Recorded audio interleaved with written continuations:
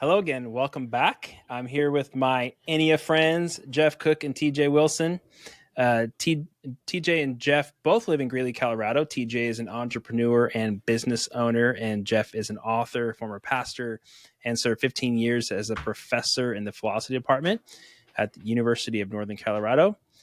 They are what I'd call Ennea smart, and that's why I like hanging out with them. They are teaching me things I've never heard before. But the good news is they are going to write a series of books, so they say, on all the topics we've been talking about in this 4-part series. So if you're just joining us, you clicked on this podcast or video first. We are in a 4-part series on the Enneagram and relationships, and today is part 4 of 4. So the first conversation, part 1, was how Enneagram stances affect our connection with loved ones. Conversation number 2 was how affect groups affect our connections with loved ones. Part 3 was how conflict styles affect our connections with loved ones.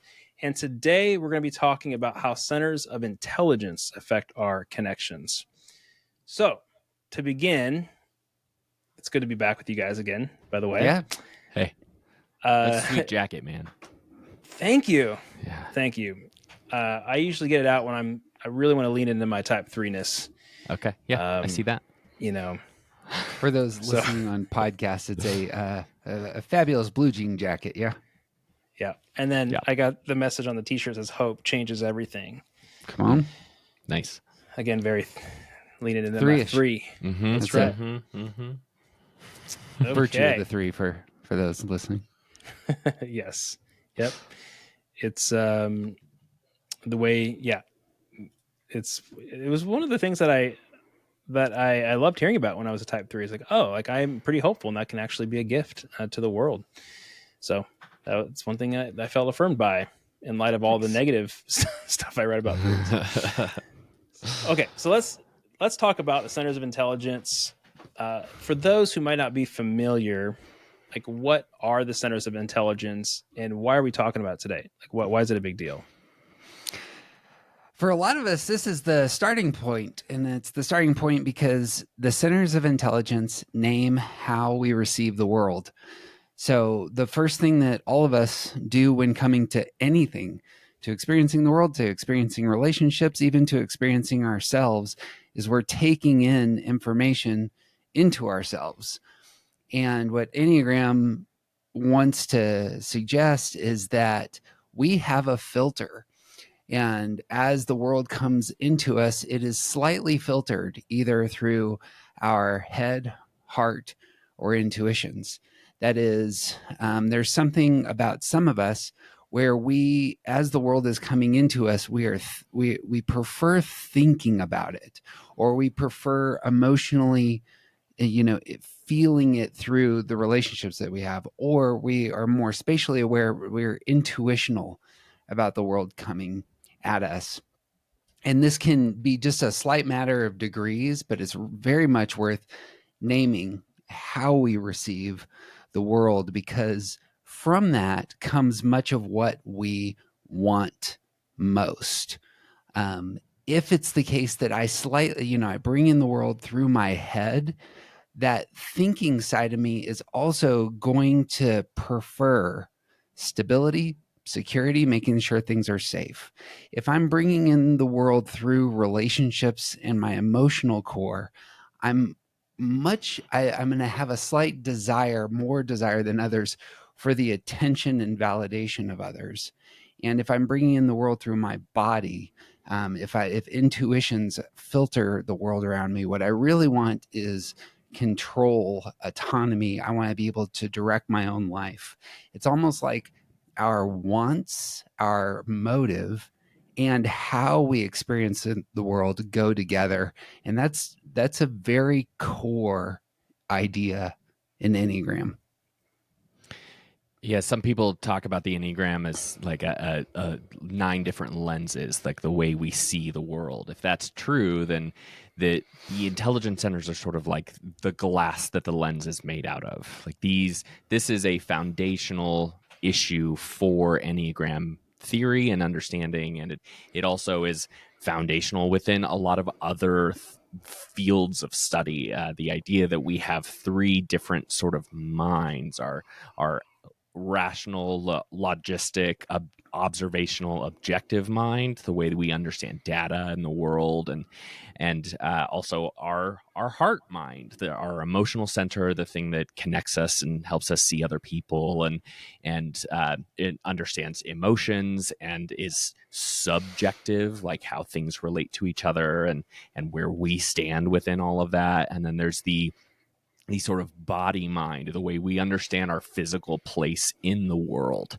And each of us sort of uses these three things in a different order, and understanding how you bring in all of your information. Do you need the data? Do you need the emotional relatedness of fellow humans? Do you need some sort of like physical understanding of your place in the world? This is how we take in everything that's happening around us. So it seems like the body, or what's the word that you use interchangeably, Jeff? Intuitions. Mm-hmm. Intuitions. Okay, I don't hear that very much. Can you explain why you use that? Yeah, I routinely was tripping early on with the idea of feelings and, what's going on in a body type. It's feelings and feelings. Intuitions and feelings are similar. And the more that we've unpacked this, it's that intuitions are non-relationship oriented. Mm-hmm. Intuitions are much more about the spaces. Intuitions are much more about physicality, control, and awareness of textures, proximities, heating and light, these sorts of things. Whereas feelings are emotionally grounded and much more about the interconnectedness between people and even a relationship with oneself. Anything to Yeah, add? and I'd even add that there's like an unexplainable sense of knowing, and that is to me, that is like the basic definition of intuition. Like when people talk about trust your gut or listen to your gut, there's sort of a sense of knowing what's good and what's bad, what you like, what you don't like, that comes from your gut, that isn't data, that isn't relational. It's just like you just know or you don't know, and that's a big part of what we say when we talk about intuitions. That's great. So intuition's sort of a deeper sense than just your body, although it can be your body receiving some signals that you want to act on, but you haven't spent the time thinking about it rationally or processing it, but you just know that you need to do something, or Mm-hmm. kind of how to respond. And this was a little bit confusing to me because growing up in the church world, we didn't talk about this, at least in my circles.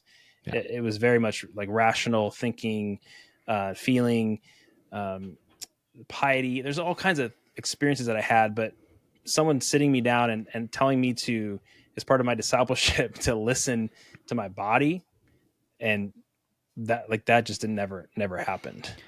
What's funny, and we've tried to stray away from church world illustrations, but I've had a similar experience, and I found exactly the opposite. When I go into a worship service, all they care about is my intuitions, and in terms of the atmosphere, the mood lighting, the amount of sound that is generated by just the style of quote unquote worship music itself is meant to hit you and move you in a way that, like, I can feel this, especially bigger, like churches that are like a little bit larger, like are really trying to manipulate atmospheres for you to have a certain type of connection. And it's not cognitive. It might be relational because they're saying things over and over to you, like Jesus loves you, and the rest. But that intuitional piece is, in my experience, is very big. I can see that, Jeff. I thought of that experience, that sort of worship experience, is more like feeling based, Mm-hmm. like to get you to feel a certain way.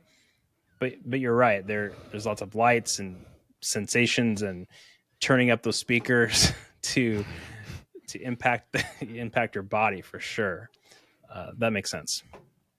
There's in any time that anyone who's creating atmosphere. So this can be true of the beginning of a basketball game. You go to a college basketball game and the lights go down, you have your little spotlights going all over the place. And then the sound of the announcer's voice matters, not because of what they're saying, but because the depthier, radio voice, it places you in a mood, like a deeper voice. For whatever reason, we intuitively think that deeper voices are more trustworthy, project power, project confidence and strength.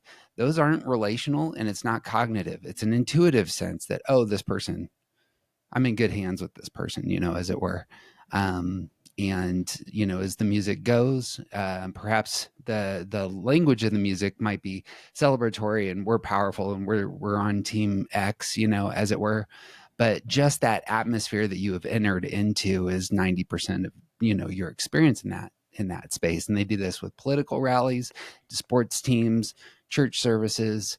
We could go on and on. Yeah, movies will do this. They're not seeking to get you to commit relationally or cognitively. It's not like this is propositional. I'm going to give you these three premises that lead to a conclusion. It's all at a different level. Gotcha.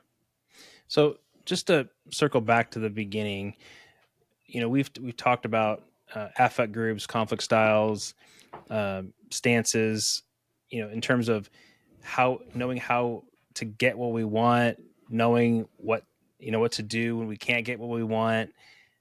Can you just remind us, like, what the centers of intelligence is? Is it just figuring out how we take in the world, or is there another way to say that?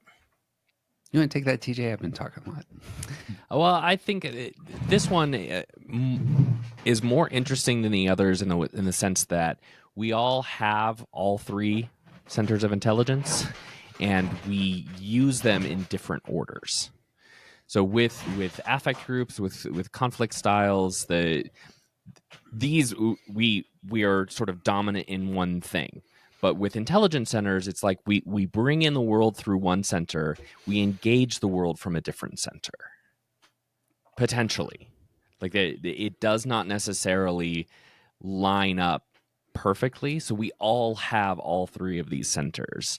And so when we talk about how we interact in these spaces, we have to understand that yes, we are sort of dominant in one center. 8s, 9s, 1s are all dominant in the body center. That means we take in the world through our body, through our intuition, through our guts. We have an understanding of our physical space. And that means a lot of things moving forward about how we are, about what we want, about all of the things, about how we see time. Our orientation to time is wrapped up in this. And 2s, 3s, 4s all bring in the world, the information around them through their heart center. So this is about people. This is about what other people think about them. This is about what they think about other people. That all of it taking in all of that information is about emotions, relatedness, subjectivity. It's about people. It's the human-centered intelligence center. And then 5, 6s, and 7s bring the world in through their head, through data, through putting the information in the order in order for it to make sense, in planning, in making sense of what's in front of them, in seeing, in observation, in planning. Like, this is a future centered, like everyone in the 5, 6s, and 7s are sort of looking to some sort of future to prepare for. And so all of the types bring in through one center, and we all engage from another center. So we're not going to focus on that engaging as much. We're more going to focus right now on the bringing in everything around us. This is sort of the primary center that we need to think about when we are thinking about ourselves. Kind of the way that my simple brain is processing this is you used the illustration, TJ, of a glass that we kind of see through. The first metaphor that comes to me is, it just kind of goes along with the head, heart, and body or gut. Like somebody, when they're taking in the world, they're using their brain first. For somebody else, it's they're taking it in their heart, and then for somebody else, they're taking it into their physical body, their nervous system, and wanting to respond.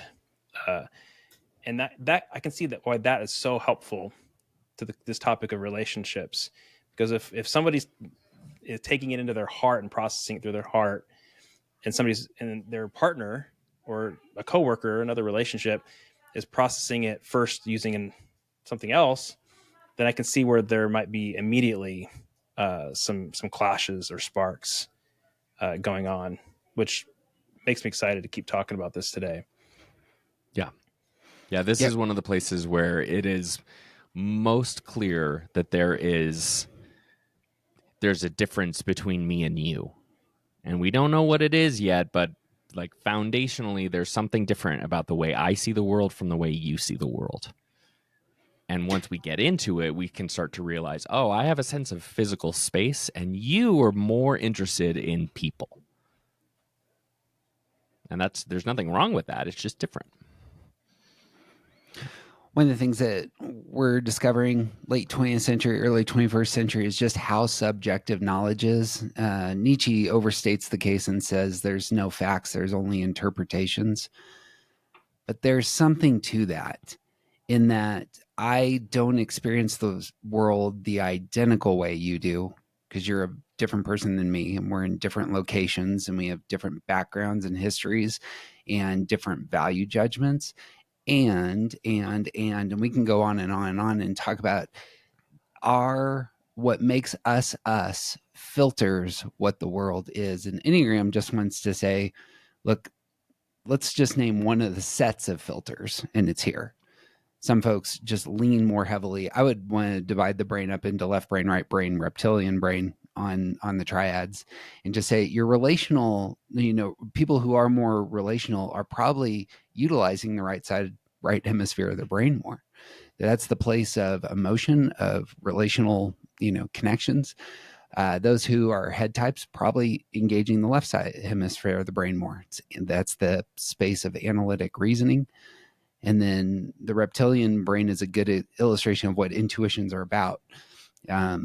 It's these primal drives that are come first, get emphasized first, as it were. That's good, Jeff. I like that that reminds me of Dr. Jerome Libba, the brain doctor guy.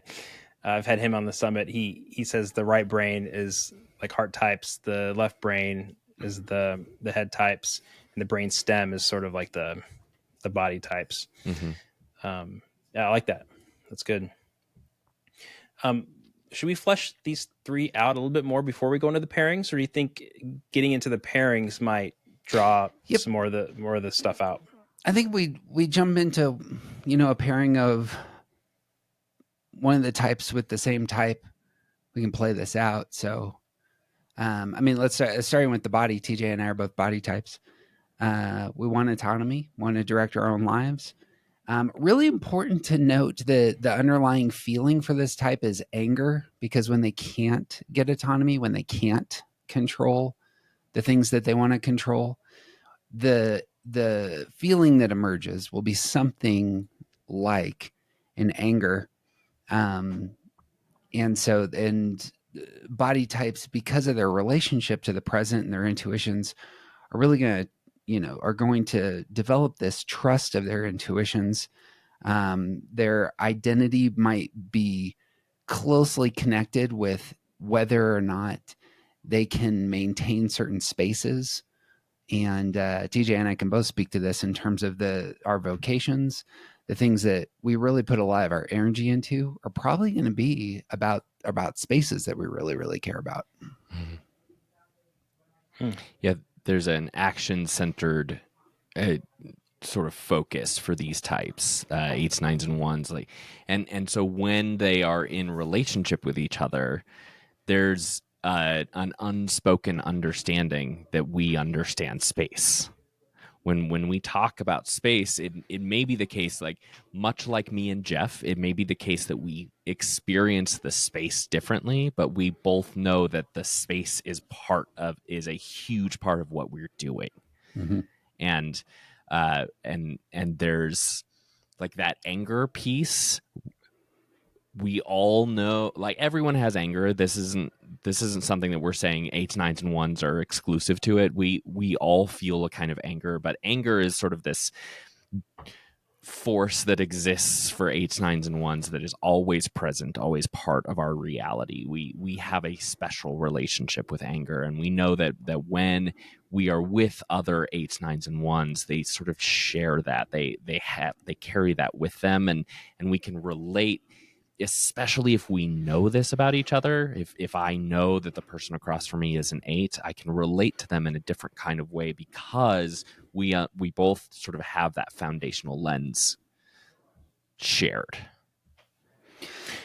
Big element here to that we'll mention. It'll be a little bit more obvious with the other types, but 8s, 9s, and 1s are very much a present focused type. They are going to get what they want now. Control is about now. But you'll notice this: 9s use past tools to get what they want now, and 8s are going to use future tools to get what they want now. 9s are traditionally going to be, we've said this quite a few times on our podcast, but have a hoarding tendency, storing up tendency, and keeping all the things. And that's so that when something breaks, they have the tool that they've stored away, that they've scrolled away, to pull out and ensure that, okay, I can fix this now to get control of my space again.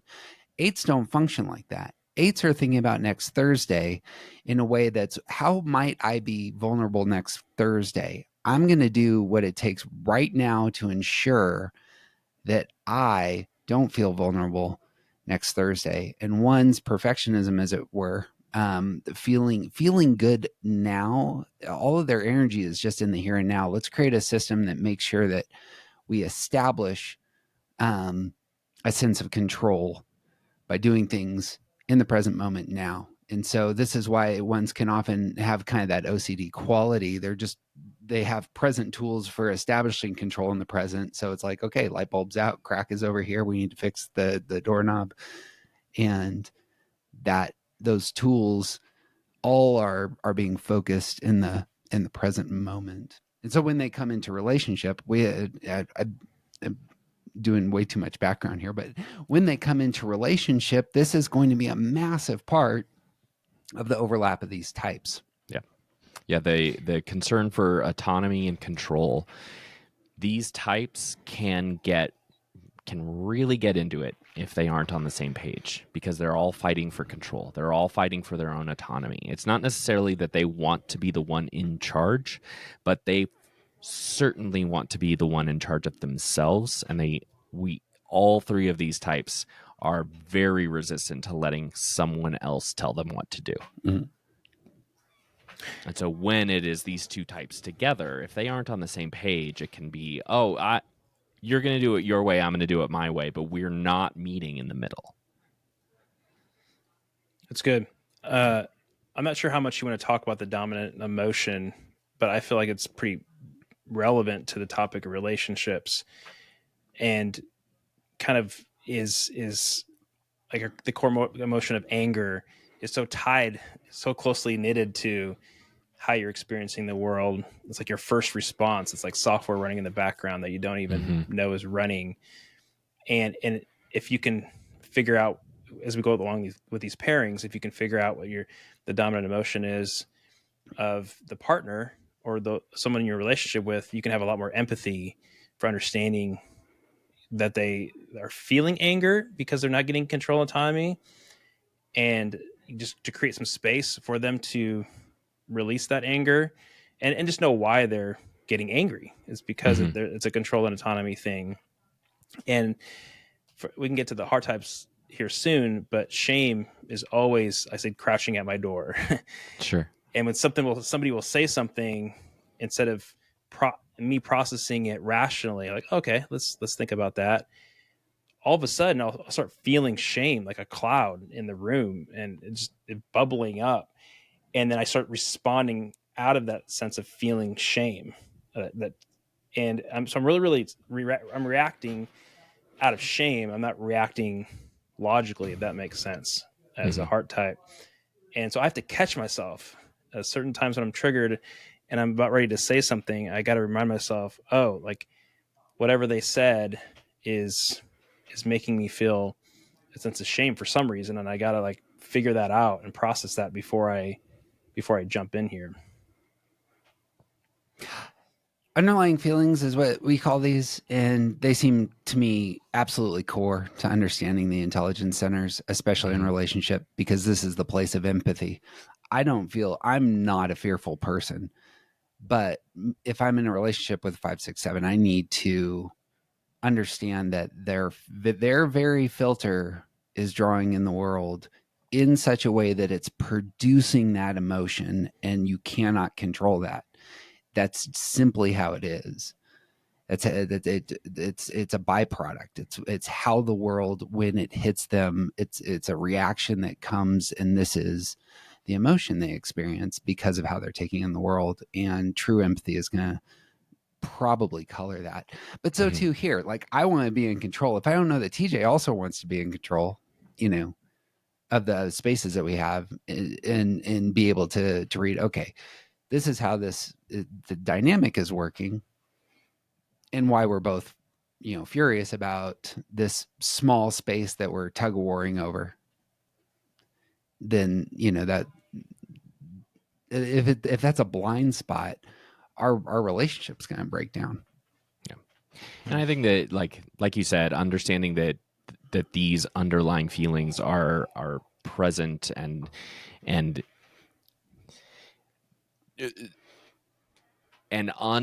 unmutable. Like unmutable is probably the wrong word. No, I like that.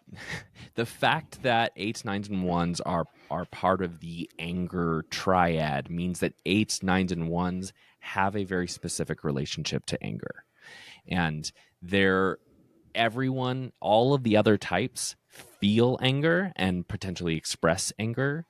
But when 8s are angry, it's part of their being. 8s certainly can and should learn to recognize and sort of not control, but learn to manage their anger. 9s need to wake up to their anger. 1s need to similar, but like because of the way that 1s direct their anger at themselves and how it spills out from that, 1s also need to learn some management tools. But we're never going to get rid of our anger, and anger is not flash in the pan for us. It's a constant daily reminder of the fact that we live in the world. And so all the other types, seeing one of these types angry may just be how we are. It may not be something that we're feeling as a reaction to something that happened to us. It may just be how we are. Dr. Banner, I think it's time for you to get angry. That's my trick, Cap. I'm always angry. I'm always angry. Mm-hmm. We just want to interrupt this broadcast to let you know that they have a movie typing podcast that you can go listen to as well. Link in the show notes. That quote from the Avengers and many others. Okay. 8s, tell me what you think about this. 8s, blow anger. 9s, no anger. And 1s, slow anger. Like, and not in the good way. Like leaking out through small remarks of criticism or frustration. Is that a good, like, quick way to understand it, or what do you guys think? The insight that TJ kind of hit on, and I'd love to unpack a little bit more, is if you go back to our affect group podcast, the direction of your underlying feeling matters. In 8s, anger moves outward alongside 2s, 5s, 8s. All of their emotion goes outward. 1s, 4s, 7s, their emotion goes inward, and 3, 6, 9s, their emotion goes both ways. So it may be the case that characterization can work at some level, the slow and no and blow anger, but what's truly happening with the underlying feeling is is notice the direction that it's anger, shame, and fear are all in energy. And it's like again, if it's your contact with the world creates an energy, and then it goes a certain direction, and that's what the underlying feeling is in anger here. So for ones, we're gonna like slowing anger looks like this: I don't have control. And so as a one, I experience this. If I don't have control over myself and my environment, the first question is, what didn't I do correctly?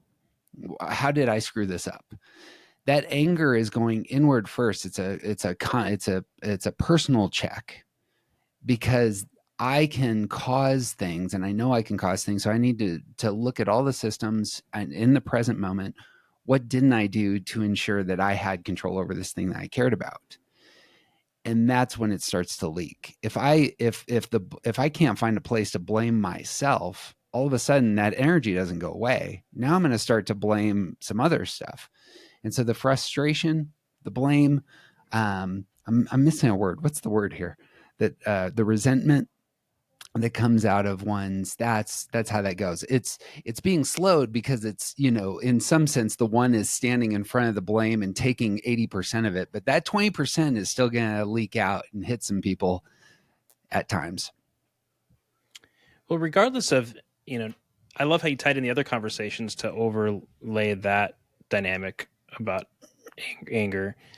But whether you're a 9 that really shuts down your anger and doesn't let it rise up to the surface, or an 8 that experiences it in the moment and will let you know, I feel like one good action step or growth step for 8s, 9s, and 1s is to have an anger journal or something like that to process their anger, and doing so on your own can actually then improve your relationships. So, because for Jeff, for example, you said, if you actually let that beach ball come up all the way, that anger that you keep shoving back down under the water, and let it surface, and then you slow down enough to spend time on that, and you can realize, oh, it's because you're criticizing yourself for not doing something right.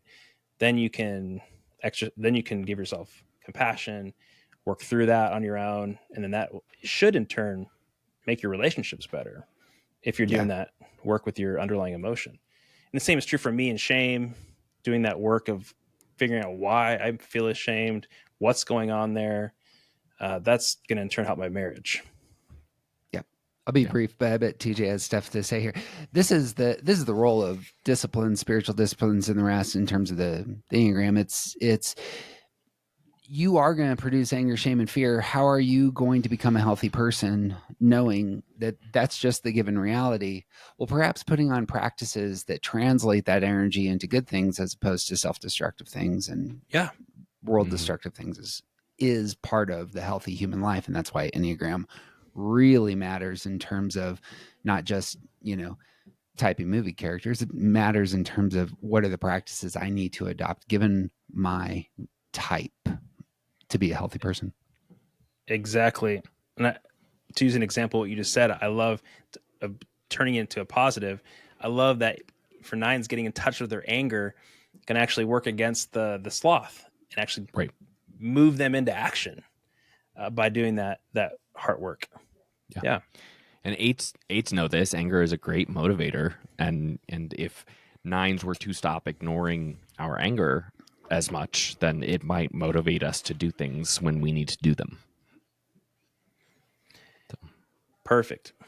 Love the conversation so far. So should we talk then about the body types and head types? I think it would be best to hit each of the types, and then we can do the combinations. Because as we're talking, I'm just aware. This is why the intelligence area ends up often being the beginning. There's so much in this move, For sure. From this, everything else kind of springs. But to move to heart types, it seems to me the relationship between heart types is going to have some of the similar dynamics, but obviously the motive changes. And the motive of wanting to be seen, wanting to be validated, wanting to get the attention, all of that comes out of that relational filter. It's I'm good if other people care about me in some sense, right? And so the heart types are social people who emotionally feel their way through life, lean into their emotions. They will feel social pressure in a way the rest of us don't. There is going to be that interesting. You see this in so many TV shows where there's a teetering between feelings of being connected and comparison, and always trying to navigate that relational environment. And so where the body types have a different kind of physical environment, the heart types are this very emotional environment, which is, it's almost a different sphere. And sometimes, body types don't even see that sphere.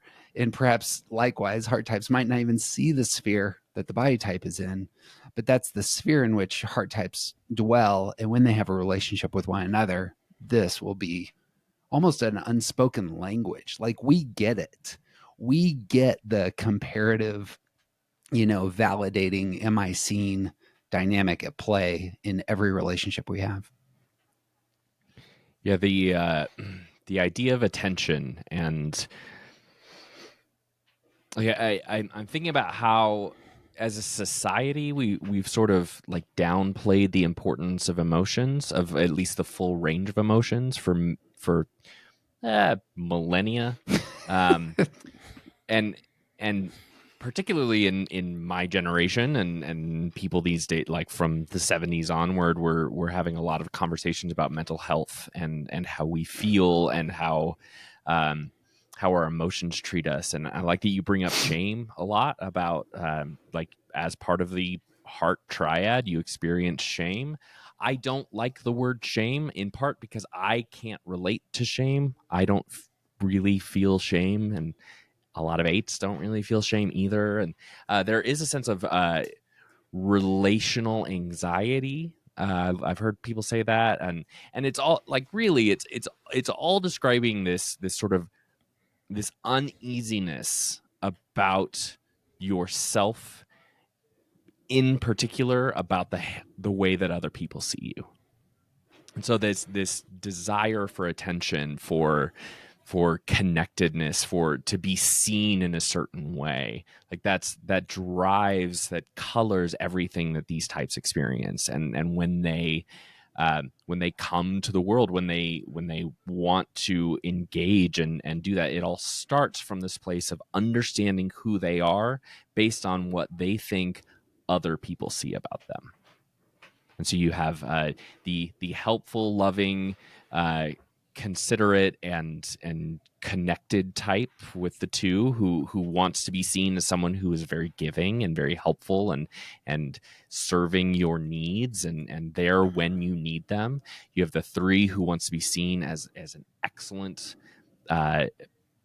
a participant in the world. They want to be seen as valuable and praiseworthy, and they want gold stars for all their good work, because that's the thing that covers up that relational anxiety. And then 4s want to be seen as authentically unique among the whole world, and that's not like, they're not trying to be different, they're not trying to be wallflowers. They understand fundamentally that they are very different from every other person, and they want to express that in ways that are true. And so they want other people to see them as fully themselves, which is one among billions. And again, it all comes back to attention. Yeah, the heart types for sure need external validation. We don't know if we're somebody. We feel like we lack value, and we really are hungry for people to tell us that we're a somebody. And if we don't feel like a somebody, I think shame is a great example. I think shame's a great word from my experience. And I've heard twos say they resonate less with shame and it's more sadness. That's just what I've heard from twos. But definitely threes and fours feeling a sense of insecurity, shame. And that just comes from feeling like the tank is low. That whereas eights would be a good contrast of being very self-assured and confident. Twos, threes, and fours feeling like, no, we need to go out into the world and get that external validation to feel like a somebody. Yeah. And that kind of plays with how we interpret things. So if something is said in a meeting or our partner says something, we can immediately feel shame because we interpret them as not we don't interpret it logically, rationally. We interpret it as they're speaking to my value, that I've less value, and that's what triggers the shame. If that makes sense. Because the core to the type is your motive, and your motive is all about how you feel good in the world. And eights don't need you to care about them in order to feel good in the world. Yeah. But the four does, or the three does. And that's like, we all want relationships, but like when you push and push and push to the absolute bedrock of what is it you want most in the world, that's where it is for 2, 3, 4. It's going to have that relational dynamic to it. Even like the thing with 2s, 3s, and 4s, sometimes what will come out when coming to Enneagram is, should I be ashamed of my shame? As it were. It's like, well, you should name that for a half second and just say, this is the underlying feeling that's produced when you come to the world. And just embracing who you are at some level can be incredibly helpful. And just knowing that, the underlying feeling of shame is, again, going to be some of that chemical reaction that just takes place from you being you. But here's the thing, you're really valuable in your type. Your type's not something to get rid of. Your type is not something to abuse and stomp on and say, like, I so hate being a 2, 3, 4. Your type is something to acknowledge and to ask the very difficult question, what does it look like for me to be a healthy 2? What kind of work do I need to do to be a healthy 3? What type of work do I need to do to be a healthy 4? As opposed to the easy, lazy road of saying, well, I hate just being a 2, 3, 4, or something like that. Yeah. And much the same as 8s, 9s, and 1s will never truly rid themselves of anger. I believe that 2s, 3s, and 4s will never truly rid themselves of that shame, of that voice saying that person doesn't like you or you suck, or whatever it is that's saying, look at how you have been and you should be ashamed. That voice can become like a clown in the corner that says stuff that you don't really listen to. That voice you can learn to manage that voice of shame. That's very similarly as 8s, 9s, and 1s need to learn to manage their anger. And I think this is an important part of growth. And coming back to this idea of like pairing each other, shame is one of the ones that, like, it is so easy for human beings to use shame as a weapon. Right. Especially 2s, 3s, and 4s, by the way. Yeah. Especially against each other. Yep. And this is another thing to know about, because we are talking about how all of these things of Enneagram affect our relationships with other people. You cannot use shame as a weapon against 8s. Right. But it's already a weapon when it is utilized against 2s, 3s, and 4s, even if you are not intending it to be. Yeah, I mean, you can go around. 8s can use their anger against people. Yes. 9s can use their no anger, passively aggressive against people. Passive-aggressive. 1s can use their resentment / anger. And I've heard that from kids who are parented by heart types do experience a lot of shame growing up, because it can be used as a weapon. And I think part of that is like, oh, you don't think I'm valuable, you don't care about me, and it's just a reaction of, well, I'm going to cut you down, or I'm going to make you feel bad. So it's just a turning on people. Yep. And I meant to mention this, where body types are taking in the world through the present in order to utilize their tools. 2s, 3s, and 4s are taking in the world through that past filter. So the relational past filter really matters. 2s, 3s, and 4s all experience the world today through this filter of what happened when they were in 6th grade, when they were in 9th grade, what happened with Sally in 11th grade. That colors all the ways that they're interpreting 2024, as it were. And that past filter has that relational dynamic. You weren't loved at this point in time, and what are you going to do in order to not have that feeling anymore? 3s are going to win tomorrow in order to ensure that they're going to be loved. 2s are going to earn the love that they need right now. And 4s have that relationship with the past, in which that romantic coloring of how do I interpret the past in myself, and those mash together in that romantic quality. Mm-hmm. It's a good point, Jeff, because that might not make sense to some of us, because we're thinking about the 4s, 5s, and 9s who use past tools, like you say, but then you just said, well, 2, 3s, and 4s look to their past. So I appreciate you kind of explaining what you meant. That's helpful. Real important, and this is something TJ and I did a ton of work on. I think it's the first set of podcasts on Around the Circle right now, but we take in the world through an orientation to time, and we respond to the world in an orientation to time. The taking in the world is part of our intelligence center. 2s, 3s, 4s past, 5, 6, 7s future, 8, 9, 1 present. The orientation to time that is often referred to is tied to stance. So aggressive types do have future tools. Withdrawn types, 4, 5, 9, have past tools. And 1s, 2s, and 6s have present tools. And that's why they're so, externally focused.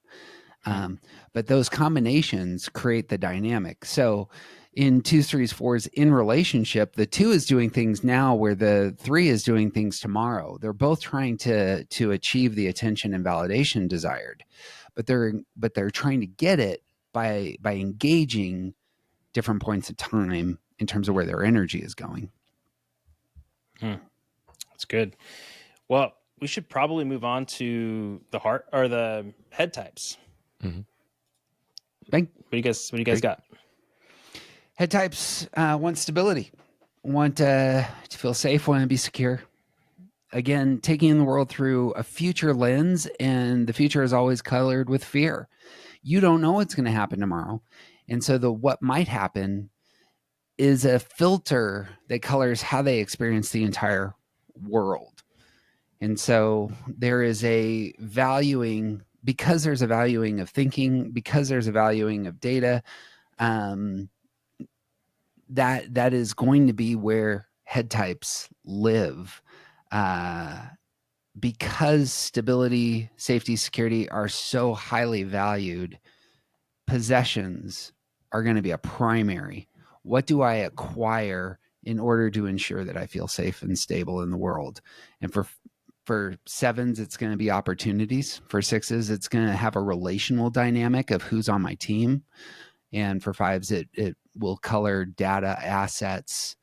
What do I have that I can pull from to ensure that I'm safe in the future? Yeah, these types are all like that security, stability, safety, like that's the thing that makes them feel good in the world. And when they have that thing, then they can engage with whatever's going on around them. But if they don't have that sense of safety, if they don't have the security of knowing that they can always get to something better for the 7, if they don't have the safety of being able to protect themselves from the outside world, then they are looking for that. That's the thing that they are going to try to find. And so these types see themselves as logical and rational, and that's how they understand the world, and they want to understand the world in that way. They want to collect the information, to gather up their resources, to plan for the inevitable, to plan for the uninevitable, the possible, to plan for what is impossible but just might happen. They want to make plans to protect themselves against the dangers of the future. And that includes, for fives, that includes gathering their resources and keeping it safe, keeping the information, getting a full understanding of the picture. They want to observe and see everything so that they can understand it before they engage. Sixes want to gather a support system, a group, a hierarchy, it's almost like they need to find someone who is going to tell them what the rules are, and then they will follow the rules, and that will keep them safe. Sevens, like I said, want to make sure that they have an opportunity. They always have their foot in the door to make sure that they can escape the bad things that might come at them and get to good things. And so this is these types, these head types. It's about future. It's taking in the world through what might happen, and understanding their place in the world is about preparing for those futures. Really good. Can we talk a little more about the underlying feeling for these types? Yeah. We talked a lot about anger and shame and. Oh, all three of the feelings? No, I mean, we've talked about anger. We talked about shame. Mm-hmm. Can we unpack the underlying emotion for these types? The fear, the sense of anxiety, it all comes from the fact that the future is unpredictable, and the future is what is the filter through which you're taking in the world. It's what is coming up is a valuing that emerges. And again, it's that chemical reaction, as it were. You experience the world, and the tilt is towards what might happen.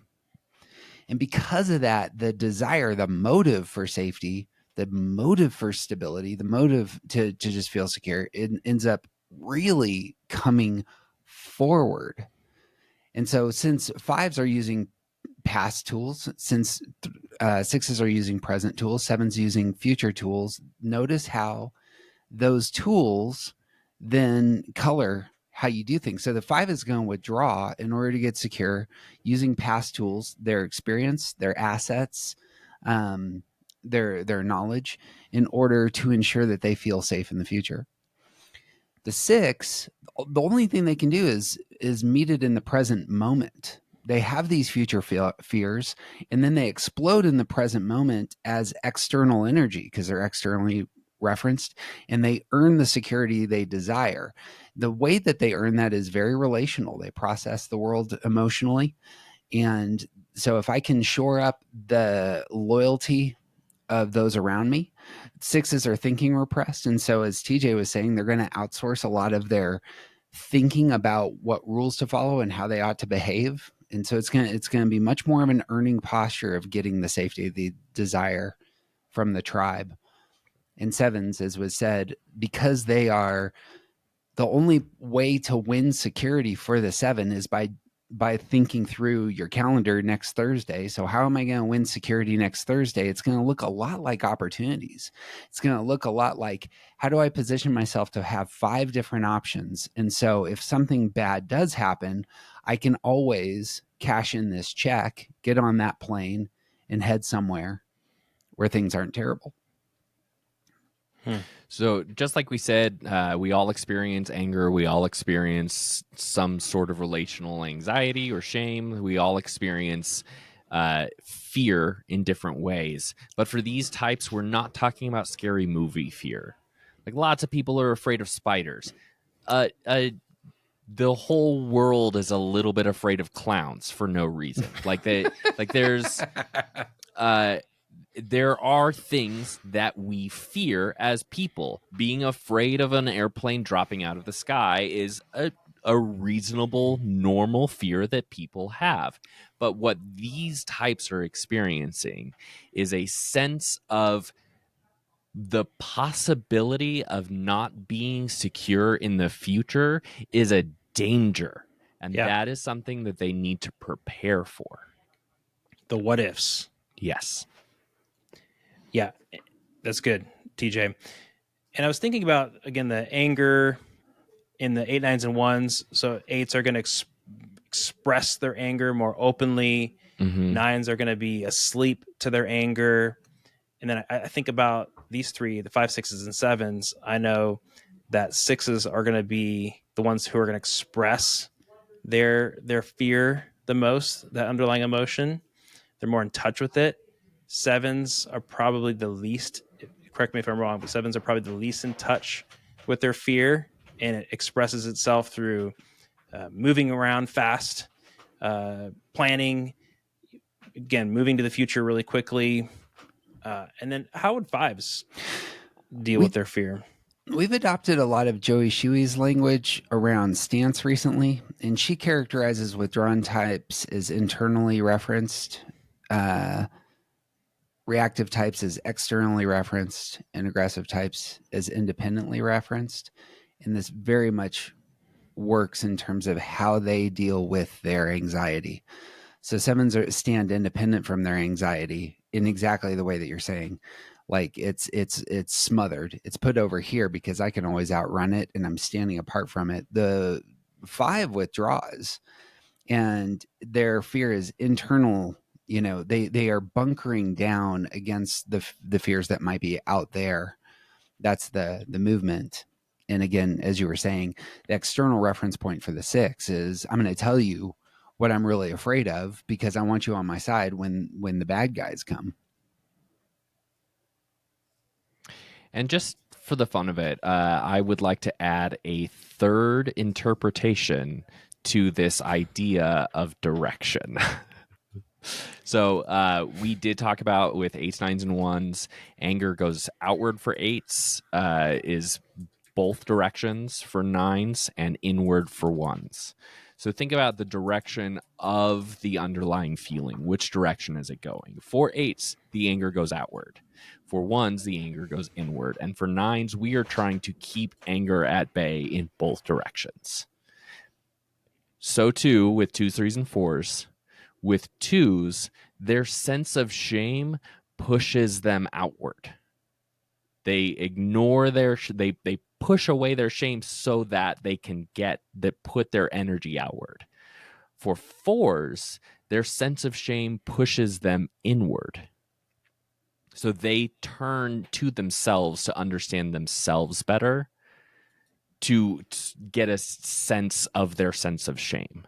And 3s are trying to push both directions in a way of sort of like, I don't have an internal person. There is no thing behind the mask that I wear, and there's a sense of shame about that. And I have had failures, or I could have failures, or people have criticized me for failures in the past. There is a sense of shame about that. So that shame, the direction of the shame is going both ways. Similarly, with fear, 5s are fearful about the world out there. Yeah, it's the So they turn inward. The source is outside is the move. Yeah. 7s are afraid of the world inside. Yep. Because if they have to, they can't escape themselves.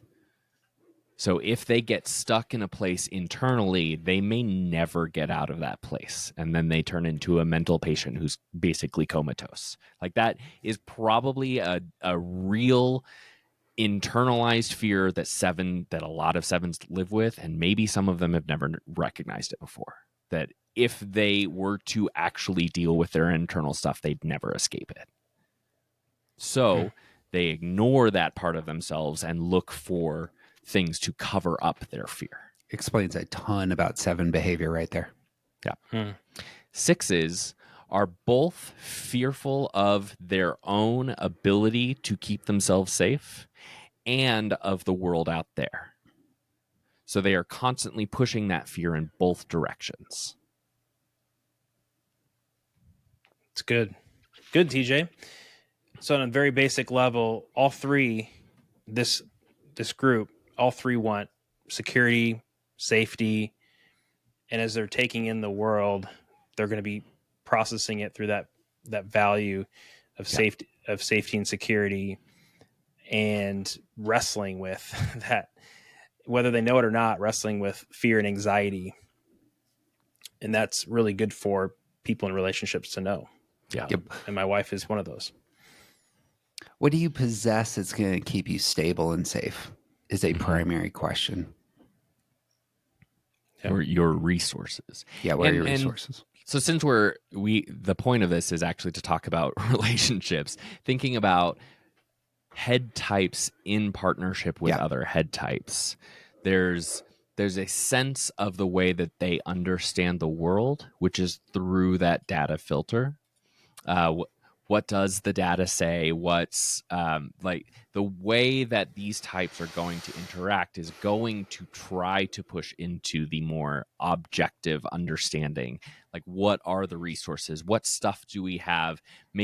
And in particular, the future focus of planning is going to be big on all of these types, and it's going to color the way that they interact with each other. It's good. Very good, guys. So can we start playing around with the combinations now? Yeah. Love it. But one last thing on the head types in combination. Sorry. I think they likewise have that, understanding that we ought to fear certain things in the future. Yes. And so just like the heart types that have that, we understand that relationships are the things that matter, body type spaces matter. The shared understanding that the future needs to be addressed in terms of our behavior is something that's probably not even spoken, and they just get it. It's good. It's good.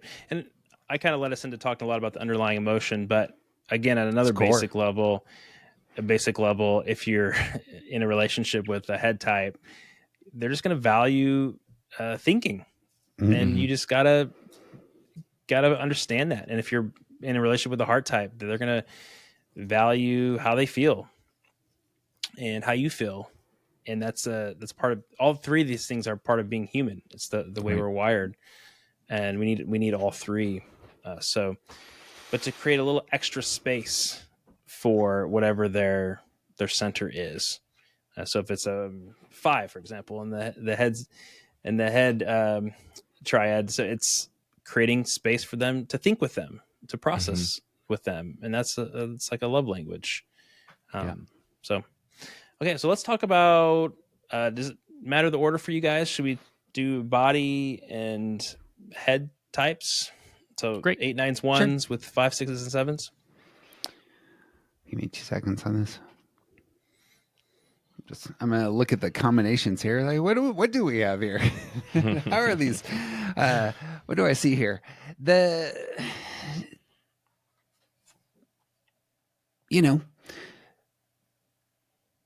As was said, take one set taking in the world through a future anxiety. The other is very much a present anger and spatially aware. Connecting with one another is gonna take place in these spaces. I suppose TJ should probably speak to this. He's in a marriage. I jumped in way too early here. Yeah, that's fine. I've got nowhere to be. So my partner, I am a 9 body type, and my partner is a 6, right in the middle of that head type triad. And one of the things that is really interesting about that I have really learned from being in partnership with her is that, like, there are things that she does naturally that I don't understand how to do unless I've taken the time to learn them. Meal planning is not on my radar. She's been doing it for her whole life. And I still, I've been trying to come alongside her, and I still can't, because I don't think about meals until I'm about to have that meal. And that's a fundamental way of body types being in the world, is if we want to plan things, we have to do work to make plans.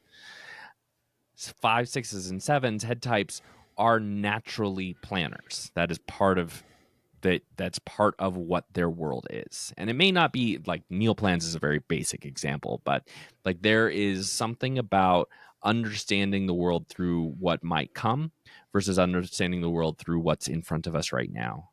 And with that comes lots of things like the thinking space, the planning, the organization of information versus what is my body doing right now? How do I feel in my body right now? And so these types, like it can be speaking past each other, of course, but becoming more and more aware of being in partnership, being in relationship with someone of that type.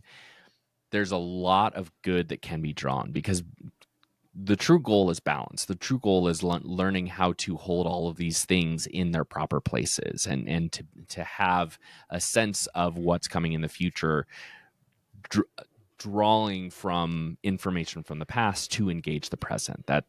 That's balance. And when body types are able to sort of like pull future types, head types into the present, and there can be a lessening of fears. There can be all meditation is basically about learning how to be present, right? So there's a sense of being able to be more present that is naturally offered by body types. And there's a sense of focus on the future, of what's coming, of being ready for the things that we might not be thinking about coming from the head types.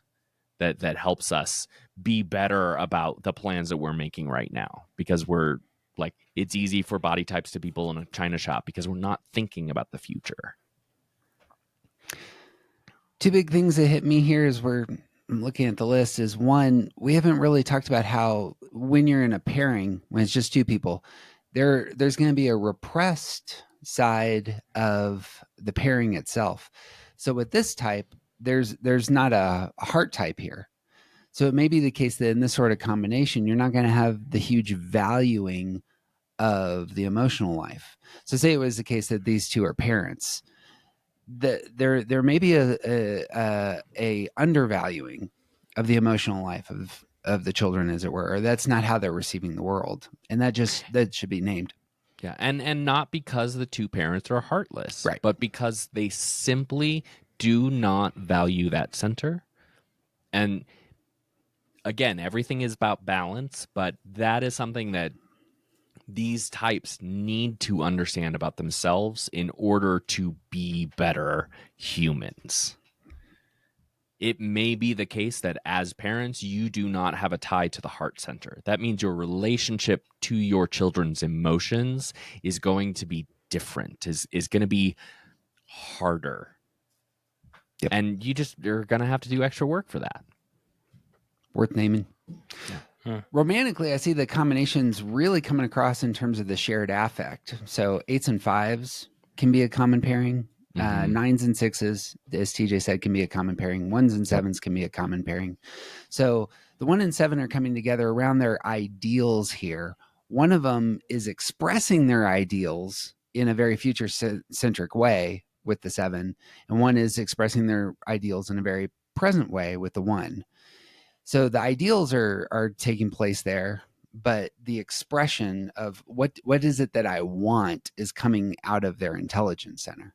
You know, the 9 and 6, the intelligence center is going to tell you what they want. The 6 wants security, the 9 wants control. That's going to be a huge dynamic in that relationship. Mm-hmm. They are attaching to one another because they're part of the attachment triad. 9s and 6s are attaching to one another in order to get their motive fulfilled. 5s and 8s both expect rejection in relationships. 8 wants control, 5 wants security. The 8's going to gift power, strength, going to have something that 5 can grab hold of in terms of a resource there. 5 is going to be gifting knowledge and insight, and something that the 8 may really highly value in terms of feeling like this person understands me, sees my place in the world, is somebody who's on team 8, and there can be a real connection there. Yeah. And I suppose 8s and 6s are another common pairing, and 9s and 7s are another common pairing here. And we talked about them last time, or in our coping styles. Yeah, in our coping style discussion, we went through those. Yeah, just think of the underlying emotion of fear and anger kind of clashing at times with this pairing of kind of bouncing back and forth. Yeah. Anger and fear can sort of, you can see that in fights or conflict. That should get elevated. I hadn't thought about this. When we live in excess, this is an Enneagram term. When we live in excess, that is when our type really takes control. We haven't moved into stress, but our motive like just overwhelms our personality. That's really where you're going to see that fear, that anger, materialize in its worst. And that's exactly right. Like in terms of conflict, relational conflict, the verbalizing of this is what I'm afraid of, and the verbalizing of the anger is probably going to be a lot of the energy that's going on in the lives of these two. And how do you navigate that when you get there is going to be a big part of conflict resolution. There's an old Bob Newhart skit. I can't remember if it's from the show or from. You're old. I know, right? But Bob Newhart is hilarious. So this is true. I stand by this. But it might have been SNL. I can't remember what this is from. But essentially, he's a therapist who is doing the worst kind of therapy, and he has a woman who expresses that like her deepest fear is being buried alive. And his response, like she's expressing her truest, like this is something that she carries around with her all the time, very real fears. And his response is to say, stop it, or I'll bury you alive in a box. And like it's hilarious, but it's also a really great example of how these two can clash. Because if anger is the response to fear, then it destabilizes the fear type, and like the control is lost from the anger type. Yeah, that's exactly right. Yeah. So like that there can be a really unpleasant way that anger and fear interact, and it can be disastrous for the relationship or the partnership or whatever it is. Yeah. But being aware of your underlying feeling and being aware of your other's underlying feeling can help mitigate these problems. That's a good solution. Like you gotta do work on your underlying feeling for the sake of your relationship, because it's a doom loop here. Yeah. If the fear, the anger type is getting angry at the fear, and the fear is gonna go out more, causing more anger, and then it's just it's a machine. The anger causes more fear. Yeah. If like very practically speaking, if I respond in anger to my wife's fears, she will not trust me.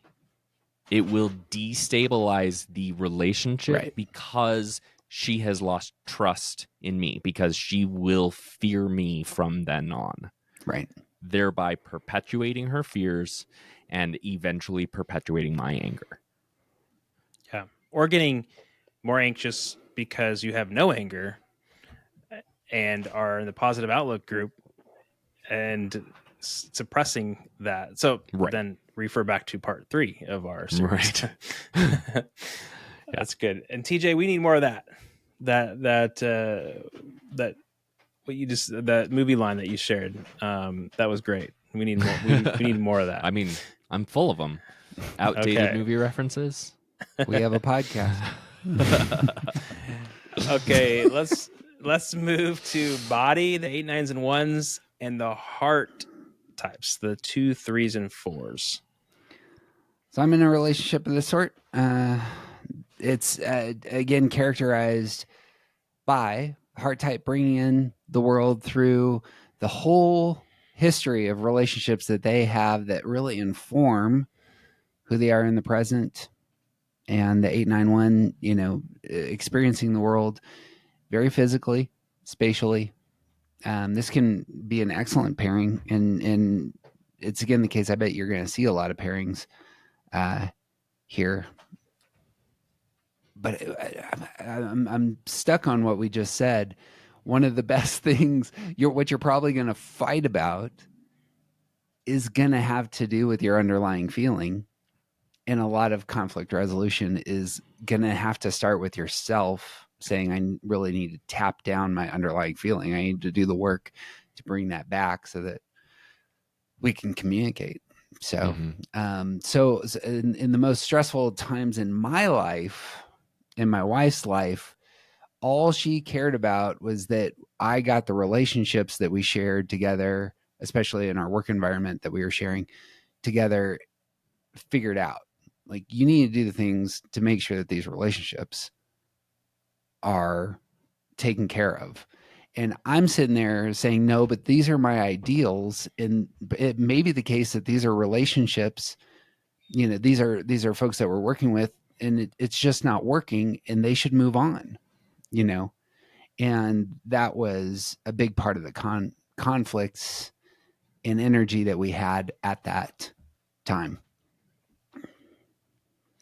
And there's a lot of interplay as well. Like if your identity of yourself is about how other people see you, then you're going to want to do things to make other people see you a certain way. And if your identity about yourself is about what you do, then you're going to want to behave in certain ways in the world to make yourself feel good about how you are in the world. And this can really come in conflict with each other, because if you are doing something to make yourself feel good about your physical presence in the world, but it makes you or your partner or whatever, it makes you look bad in the eyes of someone else, then the heart type is going to notice that.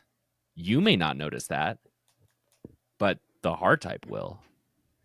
And like that, similarly, that can also be a really great thing, because 8s, 9s, and 1s can often choose their own sort of autonomy, their own sort of feeling good in the world over and against how it affects other people, especially 8s. And the heart type can come alongside and say, actually, this is how that is actually. I know this feels right to you, but this is how it's affecting other people. Because body types don't necessarily sense that, but heart types do. Yeah. I bet you if it's a romance, especially if it's a marriage, I bet you're going to see that in the extended family dynamics. Yeah. Where the 2, 3, 4s are going to have probably a different kind of radar for their extended family. And the 8, 9, 1, in my experience, the 8, 9, 1 are not necessarily,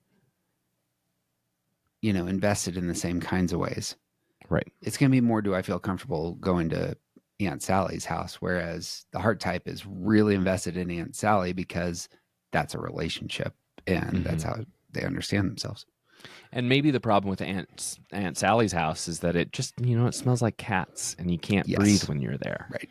And that's the problem with going to Aunt Sally's house. That is a completely different issue from having an actual problem with Aunt Sally. Yeah. Okay. So I grew up with a lot of anger in the house, and I'm very sensitive to your both of you guys' underlying emotion. Do you know what your feeling. parents are? Well, primarily my mother, who's a sexual 5. Okay. So it's that sexual instinct can make anger flare up. Okay. And they can be all be aggressive no matter what type they are. The sexual instinct. So when I get around 8s and 1s in particular, 9s are the sweethearts of the Enneagram. It's hard to get. It takes a lot to get tired for me to get anger. Yeah.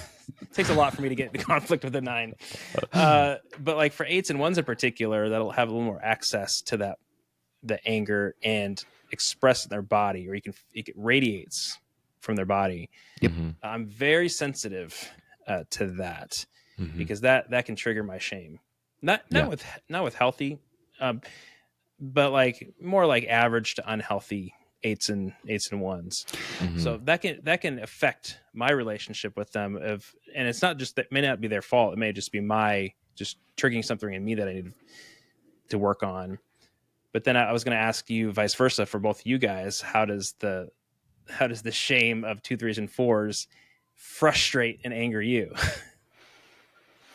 We haven't brought in stress and security numbers yet, but what I heard a lot in your response was a move towards your stress number in part there, in terms of how you're articulating your sensitivity to the anger is not a relational thing. I imagine that there is, there could be a dynamic there where you're pulling some of your stress tools and engaging that space. And that's exactly what happens for me with shame. If someone pushes me into spaces of shame, they're pushing me into 4 space. So I'm a 1, I go to 4 and stress. And all of a sudden that's an uncomfortable place for me, in a very similar way that I was hearing for you moving into 9 space. That's an uncomfortable place. You are feeling the tension in a visceral way, in an intuitive way. And so I imagine the underlying feelings that we all experience in our stress number really need to get named, because they're often incredibly uncomfortable. And TJ could talk about the move to fear, and his move to 6. In that way. I could, but I'm not going to right now. I'm actually going to skip that and bring up that this is a perfect example of the difference in the intelligence centers. Because the 3, the heart type, expressed what he experiences from when he experiences a certain emotion from other people. And the way that you see the world as a 3 has to do with how other people's emotions affect you. Yeah. And affect your emotions. So when a 1 is getting a little argumentative with me over an issue, a principle that they're fighting for, or an 8 expressing their anger at something that's not right, or they perceive to be injustice. My first internal question is, well, do you love me? Do you care about me? Yeah. That's going through my head. I'm not on their level doing what they are inviting me to do, but that's what's going on in my heart. And it's hard for me to move past that and get to where they're at if it's not resolved that I think that they don't care about me or love me. Right. And for head types, or for gut types, for body types like me and Jeff, our experience of other people's emotions is very different. So I don't, like Jeff expressed, that he doesn't experience shame in other people in the way that has a significant effect on him. I feel bad for other people's shame, but I don't feel it. I feel like I'm kind of immune to shame. Like, you can't really shame me. I'm not embarrassed by things. And 8s don't know what shame is. Like, what they exist in a way that, like, their world is about controlling their own world. So why would they ever let themselves feel something like shame? Like, we just have a completely different understanding of what the relational space of these emotions is. And there's nothing bad about that, but this is a good example of, like, when you think, if you are a heart type and you think that someone else is trying to make you feel bad, it's either that person is evil, or that they are not thinking about you the way that you think they are. Yeah, bingo. Yep. And that's part of the fundamental difference of intelligence centers. Heart types, the rest of the types are not thinking about you the way that you think they are. Yeah. They're just heart not. types, 2, 3s, and 4s need to hear that. Then in particular, 2s will spend all day thinking about the conversation in the morning and where the interaction, they didn't smile at them. So they're wondering all day, are they mad at me? Are they disappointed in me? The other part of that literally does not remember that. Never thought about it for a second. Yeah. Yeah. It's not because we don't care about you. It's because we don't think about you in the same way that you think we do. Yeah. Yep. And there's work for us to do in terms of growing thicker skin, and so that the people in relationship with us, like the 8, 9s, and 1s, don't have to walk on eggshells around us. I realize we really don't get that. We don't really realize that other people have to walk on eggshells a little bit to watch out for the feelings of shame or insecurity that we might have. That's hard for people who are in a relationship with heart types. Right. And on the other side of that, a lot of us need to learn how to walk on eggshells. A lot of us are saying things that can do real damage without even remotely considering the idea that it would hurt you. I'm an incredibly sarcastic person. I'm just like I breathe sarcasm, and I am unaware of how intimidating that is. When people tell me that they're intimidated by me, I'm confused, because this is just like I just live sarcasm, and that affects other people, and I need to be aware of that.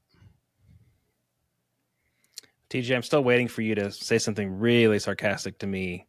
I just want to get to that level of friendship with you where I can hear the same level of sarcasm that my wife gives to me. Sure. I It'll love that. come. It's and as a heart type, I hated being in the locker room in high school sports, and everybody was like making fun of each other. And as a heart type, that's really hard because I didn't grow up with any brothers. But now that I've gotten to that place of comfort, that comfort level and security, I just think it's fun to tease each other and throw sarcastic comments around. And, I wish I would have had thicker skin in high school, but sure. I love that. Okay. You guys, any more thoughts on that before we move to head and heart? We got 5, 6s, and 7s and 2, 3s, and 4s. Just the connection between heart types and body types strikes me like in terms of what's most common. It feels like it's really the coping style. The 2s and 9s are a common pairing. 1s and 3s are a common pairing. Yeah, of all things, 4s and 8s can be real common, especially when they're young. And so there's something about the body and heart that, it's alongside the way that they're solving problems actually is something that's attractive here. So, I don't know if there's wisdom across the board there, but that's just kind of what I see there. 8s and 2s, I suppose, are common, and 9s and 3s can be a pairing. 1s and 4s can be a pairing. That's much more about the relationship on the line, though, I think, for those, for 9-3, 1-4. Anyway. Well, I also think there's something to be said about the understanding the world from a non-quantifiable place. Like we didn't talk about that. Data. Yeah, there's no data to feelings. There's no data to how a room feels when you walk into it. We're not talking about hot or cold. We could be talking about that, but there's a general sense of understanding of my physical body in a room when I walk into it. Yep. And there's no data around that.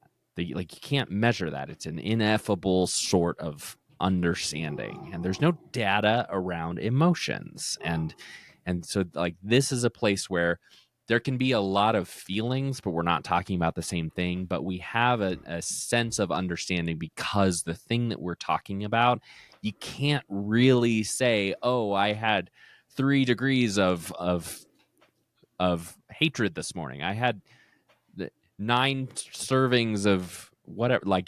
There isn't a quantifiable sense of how we see the world. I meant to say that. Yeah, the repressed side of this couple. So if you have kids, there's not going to be the thinking, as a primary in this couple. That's very active, emotional, kind of moves.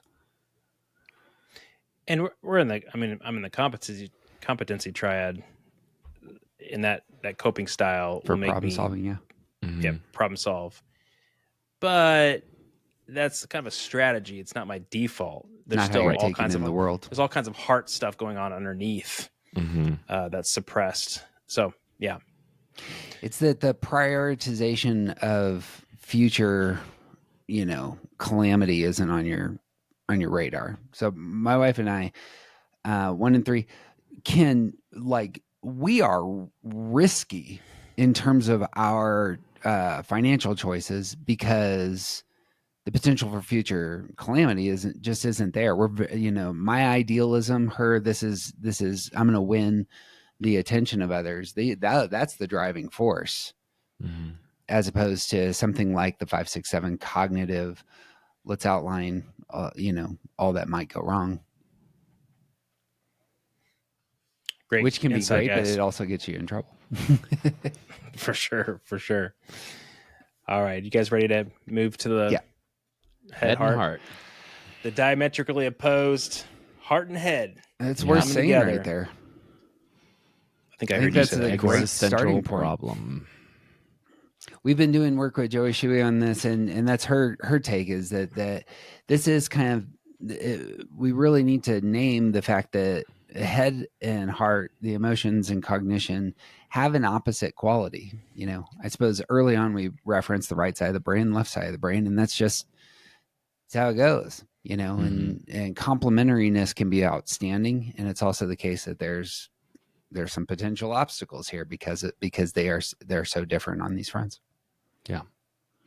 And like we all need all three of these things, but notice that like you could take out the right lobe of the brain and still have a functioning person. You could take out the left lobe of the brain and still have a functioning person. You can't take out the stem and still have a functioning person, but that's a different, like that. I mean, just 8s, 9s, 1s are more foundational. It's fine.